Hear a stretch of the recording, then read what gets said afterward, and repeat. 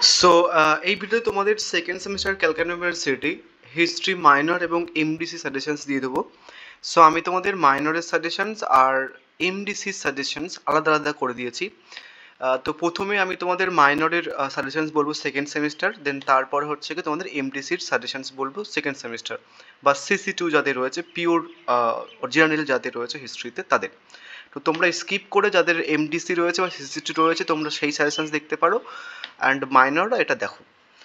এবার যেহেতু আমি একটুখানি লেটে পোস্ট করছি, আমি তোমাদের কয়েকটা কথা বলে দিই। সো আমার কথাগুলো শোনার পরে কিন্তু তোমার কিছুটা মার্কস একটুখানি বাড়তে পারে। কয়েকটা প্ল্যানিং বলবো আর কিছু জিনিস বলবো। ইউজুয়ালি তোমাদের যারা ইংলিশ অনার্স স্টুডেন্ট রয়েছো, তোমরা ব্যাপারটা একটুখানি ভালো করে বুঝতে পারবে। তোমরা কি দেখো যে এই পেপারের উপরে টোটাল 3টে পরীক্ষা হয়, মানে একই সিলেবাসে 3টে পরীক্ষা হয় বেসিক্যালি। ডিএসসি2 হয়, মানে অনার্সদের একটা পরীক্ষা হয়, এমডিসি হয়, আর একটা হচ্ছে কি যে মাইনর হয় একই সিলেবাসের ওপরে, তাই তো? তো বেসিক্যালি হচ্ছে কি যে 2024-এ এই পরীক্ষাগুলো অলরেডি হয়ে গেছে। তাহলে বেসিক্যালি মাইনরদের যে প্রশ্নগুলো পড়ে গেছে দেন সেটা বাদ দিয়ে ডিএসসি2 আর এমডিসি করলে বেসিক্যালি হয়ে যেত, তাই তো? মানে ইংলিশ অনার্সের ক্ষেত্রে ব্যাপারটা হয়ে যেত, বাট হিস্ট্রিতে কিন্তু ওরকম কোনো ক্যালকুলেশন এরা ফলো করে না, হিস্ট্রি পেপারের কথা বলছি। তো আমি যেহেতু লেটে পোস্ট করছিলাম, দেখছিলাম যে কোন দাদা কোন প্রশ্ন দিয়েছে। তো বেসিক্যালি দেখলাম যে ডিএসসি2 আর এমডিসিদের প্রশ্ন হচ্ছে কি দিয়ে দিয়েছে মাইনরদের জন্য, আর এমডিসিদের সমস্ত প্রশ্ন বাদ দিয়ে ডিএসসি2 আর মাইনরদের প্রশ্ন দিয়ে দিয়েছে। বাট নর্মালি কিন্তু এই ট্রিকটা কিন্তু হিস্ট্রির ক্ষেত্রে ফলো হয় না। কি করে বুঝলাম? বেসিক্যালি তোমাদের ফার্স্ট সেমিস্টারেও কিন্তু এরকম হিস্ট্রির একই সিলেবাসের উপর 3টে পরীক্ষা হয়। তো 2023-এ একবার পরীক্ষা হয়েছিল। তো আমি এবার দেখছিলাম 2023-এর প্রশ্ন 2024-এ পড়েছে কিনা। ফার্স্ট সেমিস্টারের কোশ্চেন্স দেখছিলাম, আমার কাছে ওটাই বাকি আছে, তাই না? তো দেখলাম যে 2023-এর কোনো প্রশ্ন বেসিক্যালি মানে 2024-এ ফলো করেনি ওরা। রেয়ার, খুব দূর থেকে একটা প্রশ্ন। তো সেক্ষেত্রে তোমাদের একটা প্ল্যানিং বলবো, সে প্ল্যানিংটা অ্যাপ্লাই করে তোমাদের কিন্তু অনেকটা হেল্প হবে। যারা মাইনর রয়েছে তোমাদের অনেকটা হেল্প হবে এই কারণের জন্য। আর একটা জিনিস আমি খেয়াল করলাম কোশ্চেন অ্যানালাইসিস করার সময়, যে মাইনরদের যে প্রশ্ন আসছে সেটা সেই বছরের অনার্সদের প্রশ্ন থেকে প্রায় এক্স্যাক্টলি সেম টাইপের প্রশ্ন আসছে। মানে ধরো 2024-এ যে প্রশ্নটা অনার্সদের জন্য দিয়েছিল 20 মার্কসের জন্য, সেই 20 মার্কসের 6টা প্রশ্নের মধ্যে 4টে প্রশ্ন 20 মার্কসের বা 10 মার্কসের মাইনরদের পড়ছে বা এমডিসিদের পড়ছে। তো মেন কথাটা হচ্ছে কি যে যে বছরে তোমাদের তো 2025-এ পরীক্ষা দেবে, অনার্সদের পরীক্ষা আগে হয়ে যাবে। তোমরা এই কোশ্চেন্সগুলো এখন পড়ো, যেগুলো আমি অনেকগুলো প্রিভিয়াস ইয়ার কালেক্টেড করে দিয়ে দিয়েছি। 2024-এর মানে মাইনরদের জন্য এমডিসিদের প্রশ্ন আর ডিএসসি2-দের প্রশ্ন দিয়ে দিয়েছি, সাথে হচ্ছে কি 2018 থেকে 2022 অব্দি যা প্রশ্ন ছিল আমার কাছে প্রিভিয়াস ইয়ার লাস্ট 7 ইয়ার্সের সমস্ত কিছু আমি দিয়ে দিয়েছি। তো এগুলো পড়ো। বাট নর্মালি যখন অনার্সদের পরীক্ষা হবে সেই অনার্সদের প্রশ্নগুলো নেবে এবং প্রশ্নগুলো নিয়ে পারি তোমরা হচ্ছে কি 20 মার্কসের প্রশ্নগুলো ভালো করে করবে। তার কারণ অনার্সদের 20 মার্কসের প্রশ্নগুলো মাইনরদের বা এমডিসিদের কিন্তু হুবহু পড়ে, ঠিক আছে? ইভেন তোমাদের হয়তো এমডিসিদের পরীক্ষার পরেই তোমাদের পরীক্ষা হবে, তো এমডিসিদেরও কিন্তু সেম জিনিস। এমডিসি যারা রয়েছে বা সিসি2 যাদের রয়েছে ওরাও কিন্তু বেসিক্যালি ওই অনার্সদের প্রশ্নটা জাস্ট সঙ্গে সঙ্গে নেবে, ওদের আর কি পরীক্ষা হয়ে যাবে সঙ্গে সঙ্গে নিয়ে তোমরা কিন্তু ব্রড কোশ্চেনগুলো করে নেবে। 5 মার্কসের একটু কমন আসে না, আসে দু একটা, বাট ওগুলো কিন্তু করে নেবে। এখন যে প্রশ্নগুলো আমি দিচ্ছি দেন সেগুলো একটুখানি ভালো করে করো, ঠিক আছে? ভালো করে বোঝাতে পারলাম? না বুঝতে কমেন্ট করে বুঝিয়ে দিচ্ছি।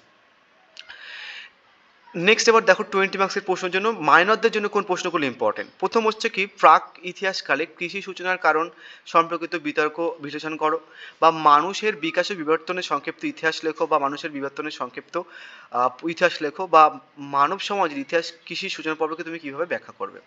নেক্সট প্রাচীন মিশরের স্থাপত্য আলোচনা করো এবং প্রাচীন মিশরের স্থাপত্য সম্পর্কে সংক্ষিপ্ত আলোচনা করো, একইভাবে ঘুরে ফিরে দেয়। নেক্সট প্রাচীন মিশরের অর্থনীতির উপর সংক্ষিপ্ত টিকা লেখো। নিম্ন পুরাপ্রস্তর যুগ এবং উচ্চ পুরাপ্রস্তর যুগ সম্পর্কে আলোচনা করো। নেক্সট মানব সভ্যতার বিবর্তনে শিকারী খাদ্য সংগ্রহের সম্পর্কিত টিকা লেখো এবং প্রাচীন রোমের ধর্ম সম্পর্কে আলোচনা করো, বা প্রাচীন মিশরের ধর্মভাবনা কেমন ছিল। নেক্সট একটা এক্সট্রা প্রশ্ন রেখেছি 20 মার্কসের। টোটাল আমি কটা প্রশ্ন রেখেছি?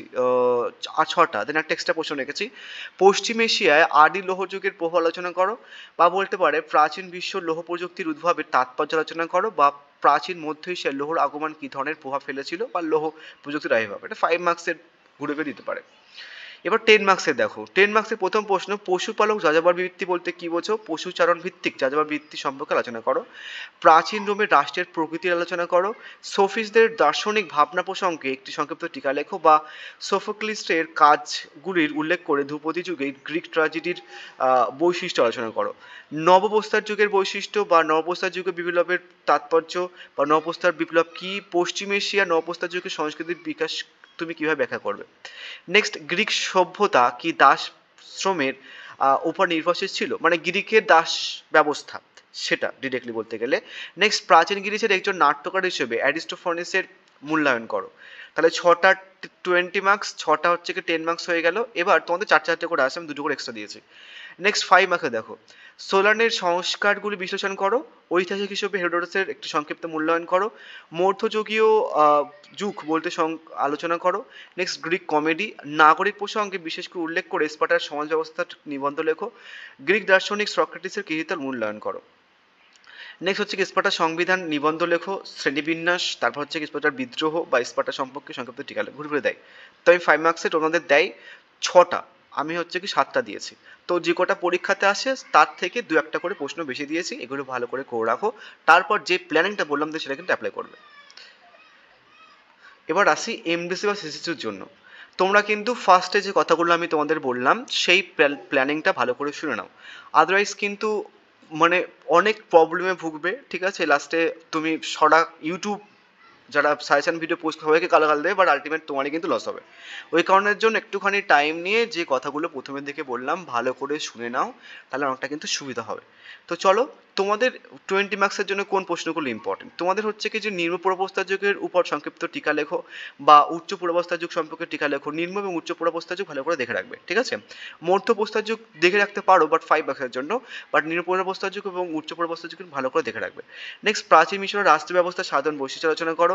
নেক্সট, মানব সভ্যতা লৌহ প্রযুক্তির আবির্ভাব সংক্রান্ত ঐতিহাসিক বিতর্ক, বা পশ্চিম এশিয়ার আদি লৌহ যুগের সম্পর্কে আলোচনা করো, বা প্রাচীন বিশ্বের লৌহ প্রযুক্তির উদ্ভবের তাৎপর্য, বা প্রাচীন মধ্য লোহার আগমন কী ধরনের প্রভাব ফেলেছিল, বা লৌহ প্রযুক্তির আবির্ভাবের তাৎপর্য।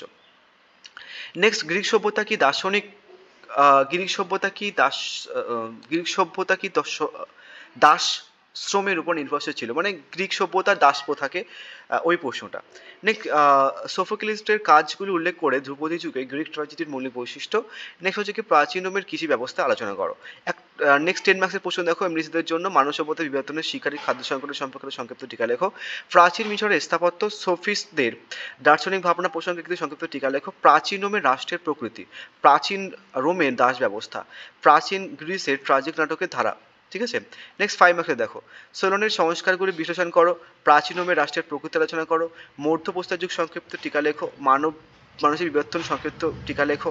গ্রিক পুলিশ দিয়েছি, থুকিদিসি দিয়েছি, ঠিক আছে? নেক্সট, স্পার্টার হেলথের ভূমিকা দিয়েছি। নেক্সট, নবপ্রস্তর দিয়েছি। তোমাদের আই থিঙ্ক নবপ্রস্তর যুগ মনে হয় 5 মার্কসের জন্য দিয়ে দিয়েছে, বাট তোমাদের আই থিঙ্ক নবপ্রস্তর বিপ্লব দিয়েছে, বাট নবপ্রস্তর বিপ্লবের তাৎপর্য বা এই এরকমভাবে যুগের প্রধান বৈশিষ্ট্য এরকমভাবে কিন্তু দেয়নি, কারণ দিয়ে দিলাম, ঠিক আছে? তো বেসিক্যালি এমডিসি আর মাইনাসের জন্য আমি সেপারেটলি নর্মালি হচ্ছে কি সাজেশন করে দিয়েছি। তারপরে হচ্ছে কি এই কোর্সগুলো এখন থেকে করে নাও, দেন তারপরে যে প্ল্যানিংটা বললাম সেই প্ল্যানিংটা অ্যাপ্লাই করো, তাহলে কোনো কোশ্চেন্স তুমি পাবে না, মানে ওর বাইরে যেটা প্ল্যানিংটা বললাম, বুঝে গেছে? অ্যান্ড আশা করছি অনার্সদের বা অন্য এদের এই প্রশ্নগুলোর মধ্যেই পড়বে, তো তোমাকে হয়তো বেশি খাটাখাটনি করতে হবে না, এগুলো ভালো করে করো না। So thank you.